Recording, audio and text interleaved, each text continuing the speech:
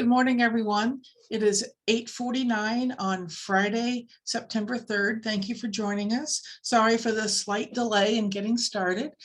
Today we have with us Dr. Andersen of Genesis, Dr. Olutade of UnityPoint, Amy Thoreson of Scott County, and I'll be talking for Rock Island County. First of all, we're going to start with Dr. Andersen. Thank you. Good morning, everyone. Give a quick update on Genesis Health System. Our COVID hospitalized patients has been running in the 30s throughout the week, relatively stable. We haven't really seen a decline, but we haven't been increasing either. Our biggest challenge has been in our ICU patient population. Over 50% of our ICU beds have been occupied with patients with COVID-19. The challenge with the patients in the intensive care unit is that first of all, they're very sick. They require a high level of care, and they're having stays in the intensive care unit that tend to be weeks, not days. So intensive care unit's a challenge. That leaves less than 50% capacity for us to take care of all the other things that we have to take care of in our community that require a critical care level in our ICUs. So that's been a pressure point for us. We've intermittently had to work within the region to transfer patients when we do not have capacity to care for them at Genesis. We've partnered with UnityPoint on that, the University of Iowa, Peoria, and sometimes we have to go outside of our region even to find appropriate level of care for a patient. So intensive care unit continues to be a pressure point for us. That's been a recurring story when we see increasing COVID-19 cases throughout the pandemic. And again, it tends to be the last place that we see the surge let up because of the long length of stay for those patients. What I'd also add is that overall our hospital volumes are very high, not just COVID, but all the other things we take care of. We're running more than 20% above what we would expect for this time of year. COVID represents probably 10% of that volume above normal. And that's certainly putting a strain on our resources. We are, like most organizations and most healthcare organizations, we are short staffed in areas, but we work to make sure we meet the patient need. But I wouldn't simply say this is a short staff challenge. This is really a challenge of the volume of COVID patients combined with all the other care that we have to provide in the community. I would also add that we continue to work on our vaccination efforts. We're working on that with our patients in our primary care clinics. We still have walk-in vaccination access, which is readily available in the community through UnityPoint and our pharmacy partners. But our message is we continue to promote vaccination. We continue to promote wearing of masks indoors, both for children in school and for adults when we're out in the community. And we of course, we're masking at all times within our own facility here in Genesis, as is our partner UnityPoint in the community. So that's my overall general update for Genesis Health System. Please wear masks when you're out indoors in the community, and we encourage everyone to get the information they need to make a decision on being vaccinated. Thank you so much, Dr. Andersen. Next, we will bring in Dr. Toyosi Olutade. So thank you for joining us with UnityPoint, and please go ahead with your message and update for the community as well. Thank you. Good morning. And I'd like to just tag on to what Dr. Andersen shared. Over the past week, we've actually seen a slight increase in the number of COVID-19 patients in our facilities. The average has gone up to 48 from about 44 the week before per day. And we're seeing more patients coming through our door, more than about 5 to 6 new admissions a day. Now, it's not just that they're coming in quite sick, because out of the 48 patients, clearly on some times we have more than half of them in that intensive care unit. So sometimes up to 20. Right now we have just over about 17 or 18 in the intensive care unit right now. And when you look at the capacity of our intensive care units, I mean, that is more than, it's occupying about 60% of all our beds in the intensive care units. And as Dr. Andersen shared as well, these patients stay longer. So you can see where the challenge is with finding a place to take care of these patients. Aside from that, we are also seeing that we have seen young unvaccinated patients coming into the hospital. We have seen some vaccinated patients that have been that have some immunocompromising underlying condition. We also seen that, over the past 8-9 months since the vaccine rollout, we've seen about 4% of all the patients we've admitted to the hospital, which is almost 1,000 patients. We've seen about 4% of them have been vaccinated overall. So another area of concern that we're seeing is that we're seeing mothers after delivery, we've seen a few of them are actually deteriorating because of COVID-19. So we are working on that. And one of our strategies has been to also promote the use of the monoclonal antibodies, so that patients at high risk, will reach out to them sooner, and we're able to administer that monoclonal antibodies to those who have COVID-19 before they get severely ill. So we're doing almost all everything we can to prevent severe illness. And of course, again, vaccine is the #1 way to prevent severe illness from COVID-19. And masking indoors, I will echo what Dr. Andersen shared. In indoor spaces, crowded spaces, yet masking is highly recommended. Now, besides COVID-19 patients, we've seen a lot of other non-COVID-19 illness as well, and patients are presenting very ill.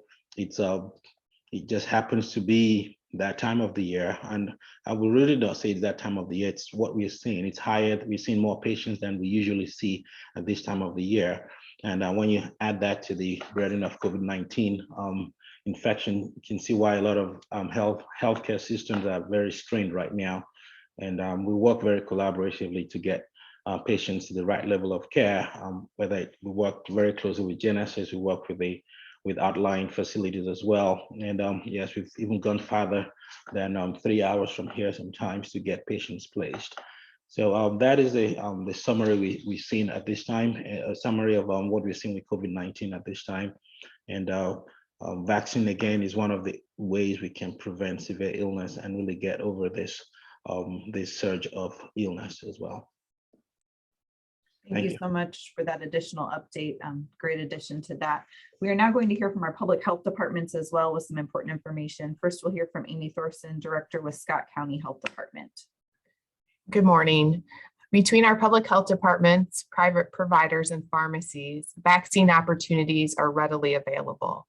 We could offer clinics at every location at any time of the day, but that isn't what is going to make the difference for our community at this critical time. Right now, the tides can only change if each and every one of us makes a choice to be part of the solution. We need to get more people vaccinated. We know that 58% of our population has already taken this step. More are taking it each day after conversations with healthcare providers, reviewing ongoing evidence that is supporting the benefits of the vaccine, seeing what can happen to someone they care about who has been tremendously impacted by COVID-19 and all other kinds of reasons. But we need more to take this step. Our current situation is proof that without more vaccinated individuals, there will be more waves of this pandemic. We need more individuals to choose to wear a mask indoors and in large gatherings. CDC guidance for communities with high levels of transmission is that everyone wear masks in indoor settings. We all were excited this summer to see masks on clearance when we were at the stores, to see the faces of coworkers and customers, church friends, and summer school students.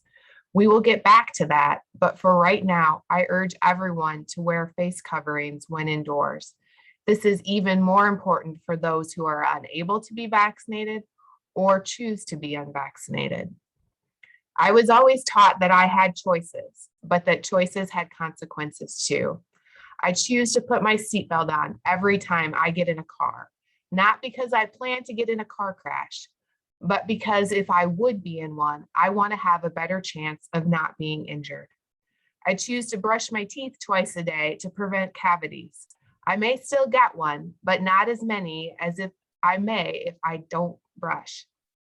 I choose to wash my hands after touching raw meat or using the restroom to prevent spreading the bacteria I may have on my hands to others or myself.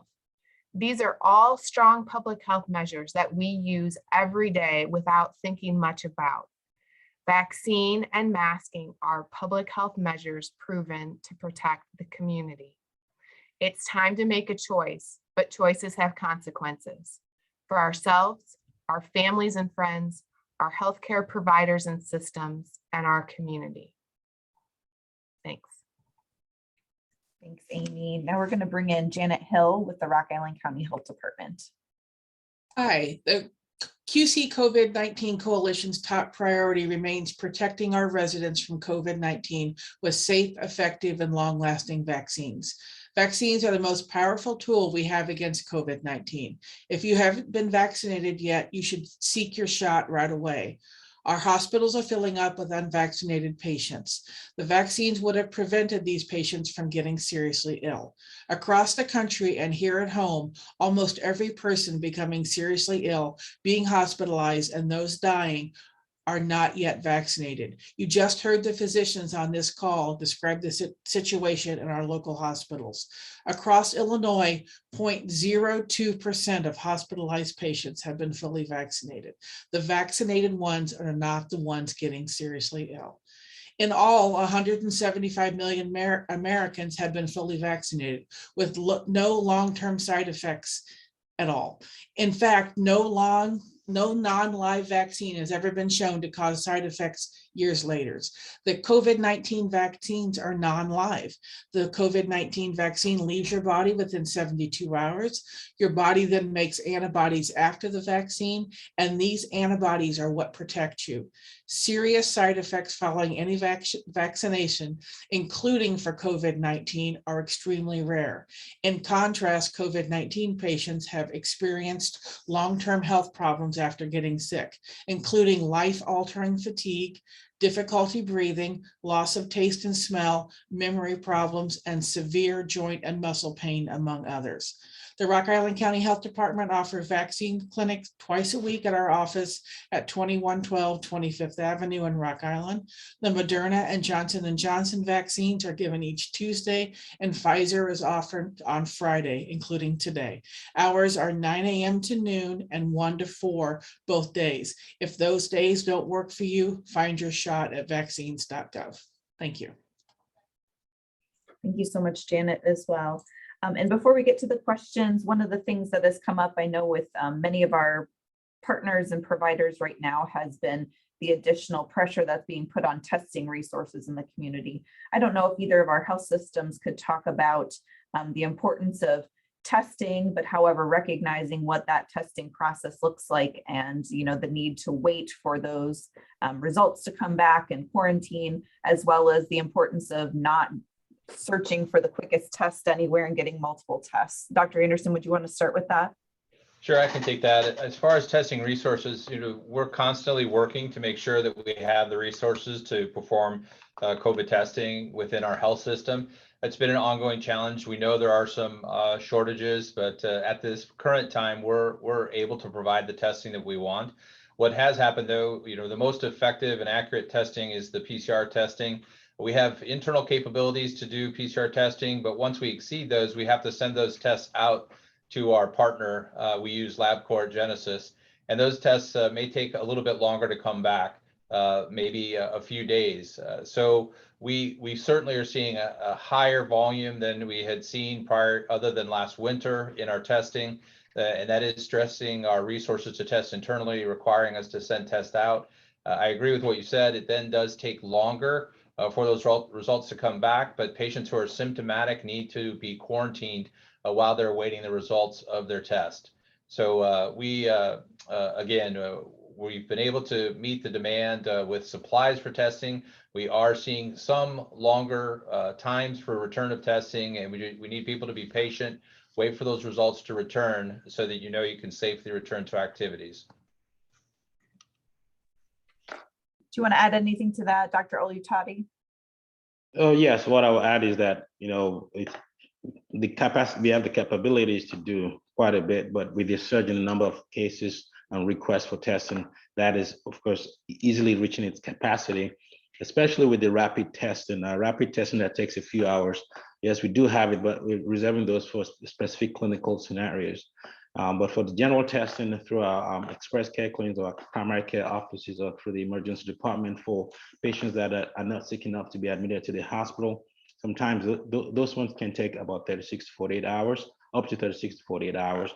And that's where we're standing now. Thank you. That answers a couple of things. I know we've gotten a couple of questions prior to the start of the briefing today. You answered many of those in terms of number of COVID patients, hospital capacities, some of those things.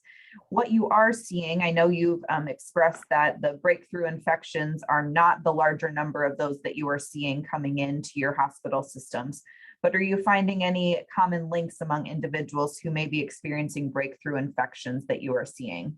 These would be individuals who are already vaccinated. So if I was to add, I would just say immunosuppressed status, immunocompromised, one of the things you're seeing. So we have many patients in the community who are on medications to treat other chronic conditions. So rheumatoid arthritis is an example. And those, while they're taking some of those medications or those that are anything to suppress the immune system to start with, they may not mount enough antibody response to the vaccine. So we've seen that as one of the common themes of patients who have breakthrough infections and are hospitalized. Yeah, I think that's right on. It's the patients who are high risk with chronic disease that may become sick enough with an infection even after vaccination that will require them to be hospitalized. But again, that's why we all take our vaccine. It's not just to protect ourselves, it's to protect those who are more vulnerable than us in our community, or those who cannot be vaccinated. And that's the same reason that we wear a mask when we're in public indoor spaces. It's not just to protect yourself, it's to protect those in our community who are more vulnerable and may not do well. They may be hospitalized or they can die if they contract the virus. So again, this is a community public health issue. We have to do this together. We do have a couple of questions that have come through regarding staffing. We know it's been a long pandemic, a long 18+ months for both of your systems, as well as many of our partners. Can you speak to the staffing issues that are adding additional stress and what that means? Is it a bed capacity? Is it a staff capacity that is really causing the concerns that we're needing to keep people healthy and in their homes and not into our hospitals right now? I can take the first stab at this. It's not as simple as one or the other. The way that the healthcare system is built, at least our healthcare system, and I'm sure it's going to be the same for the UnityPoint team. We have a number of physical beds, and then we have a number of staff who allow us to take care of patients in those beds. So that's a finite number on both of those. So we don't have an infinite supply of ICU nurses. We have the ICU nurses that we have, and we have the number of beds that we have. So when we exceed the capacity of what we can care for, then we have no alternative but to transfer patients out.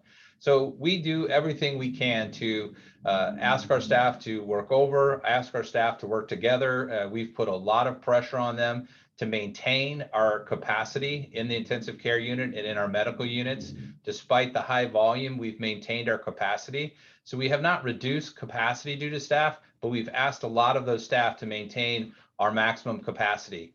But once that's exceeded, there's no alternative in our community. The patients have to leave the community, and hopefully we can find a place for them if there's not capacity within our health systems locally. Yes, Dr. Andersen, I think you're right. This is how our health system is structured as well. We have the capacity to move staff and resources sometimes to the areas where the need is the most. And however, we do not have an infinite amount of resources when it comes to bed, staff, and all that. And we did mention that there's a lot of also non-COVID related illness that is higher than usual right now that we're experiencing in the community. So we do not have just an endless number of staff, and we have been creative. Sometimes we've been able to supplement the critical care staffing, for instance, with staffing from other units just to help. So in our search plan, we factored in how can we extend our resources. So in our Rock Island campus, we have created additional 10 ICU beds now because we've been busy with many COVID patients. And so, but again, our capacity to do that is not limited, is not endless. So that's the challenge that we have near our capacity in general. And that is why sometimes in a 200-mile, 250-mile radius, there's sometimes no ICU beds. I mean, from Chicago to all the way to Des Moines and Omaha, there may not be an ICU bed. And it's not unique to us. That's what we've seen across the region. So even though we have the ability to extend staff and resources sometimes, it's not an endless resource that we have. There's a follow-up question to that, asking if you're able to describe the farthest outside of the QCA you've had to send a patient at this point. Well, I know we have sent to the Chicago area, and for sure, and we're preparing to send a patient to Omaha, but we stopped at Des Moines. So so we've had to stretch far and wide to get a patient placed sometimes. Yep, I would agree. Same story for us. We've had to go as far as a couple hours to the west or a couple hours to the east to find a bed at times. One last question. Specifically, just to be specific, and I'm sure this is the same for Dr. Olutade, it's critical care patients, it's ICU. Yes. Thank you. One question was, what are the treatments for people infected with COVID-19 to help prevent them from getting to the point where they have to be hospitalized? I think a good the antibody infusions that Dr. Olutade spoke of in his introduction is a potentially highly effective way to prevent severe illness or hospitalization in the those at-risk populations who are COVID positive. So that is one of the tools that we have from a early intervention. Beyond that, it becomes just supportive and monitoring and watchful care. And if the patient's condition worsens, then evaluation in a higher level of care, emergency room or hospitalization. There's no new magic answer out there, but the antibody infusions are a very effective intervention for patients who are higher risk for severe disease and hospitalization. Yes, I would agree. Nothing else to add to that. And that is also a newly developed thing that we are able to use right now, correct, to support our patients who need it. As we're talking new vaccines and things that are developed, this is something that's also been brought on to support the needs based on COVID. Yes, it was developed rapidly during the pandemic, and initially under the emergency use authorization because of the benefit of this antibody infusion. And I would always reference the former president who was treated with that. And recently we heard about the governor of Texas who received that as soon as he got a positive test result. And they're both doing well. And that's just showcases what it could possibly do. And in our own experience, we've administered about more than 200 of these antibodies and antibody infusion we've done within our health system locally here. And we've seen tremendous results from that. It has reduced the number of those coming to the hospital based on the antibody infusion. Thank you for helping explain that as well. The last question that we will be taking today might be more towards the public health end. And this is talking about the large numbers of testing or the lack of testing. And does that skew the numbers of positive cases in the area? I know that we're continuing to look at those. Janet or Amy, do you have any information to provide on that?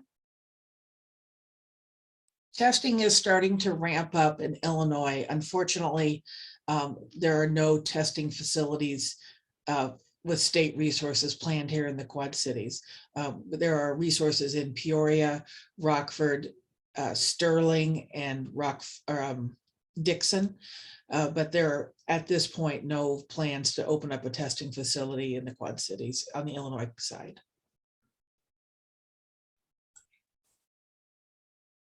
Thank you so much. I couldn't tell if Amy was jumping on. Go ahead. Sorry, clicking too much. Yeah, I think anytime you're working with numbers, numbers have the ability to impact things. So if we only tested 2 people and 1 was positive, we would be looking at a 50% positivity rate. But we've not ever been to a level that we're testing low numbers. So if anything, our positivity rate has, even at its highest point, been artificially low because we're not testing lots and lots of people who may be asymptomatic. So I think that the numbers that are reported for positivity are at that level, if not even higher than what's being reported. Thank you. Thank you to all of the providers and both physicians who joined us today. We're appreciative of that. Thank you to our media partners. We really are looking to you to help us share these important messages in order to sustain and help stand up our healthcare infrastructure during this time, help promote vaccines, help promote masking in our community, and everything that we can do to slow things down. This has been recorded. We will be posting it onto our website as well as our social media pages. So please look for it there. We'll also have some additional written remarks that come out through a press release as well. So thank you everyone for being here. Stay safe and have a wonderful weekend.